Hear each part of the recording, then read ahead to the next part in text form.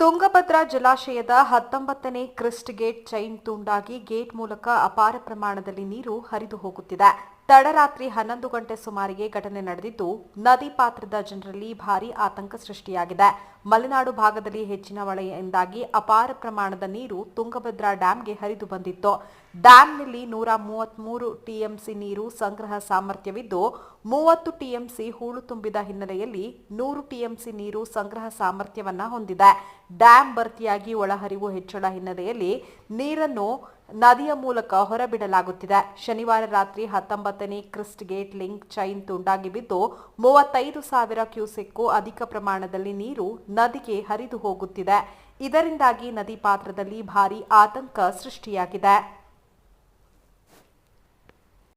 ತುಂಗಭದ್ರಾ ಅಣೆಕಟ್ಟಿನ 19ನೇ gate link ಮುರಿದು ಸಾಕಷ್ಟು ಪ್ರಮಾಣದಲ್ಲಿ ನೀರು ಹರಿದು ಹೋಗುತ್ತಿರುವ ಕಾರಣ ಜಲಾಶಯಕ್ಕೆ ಸಾರ್ವಜನಿಕ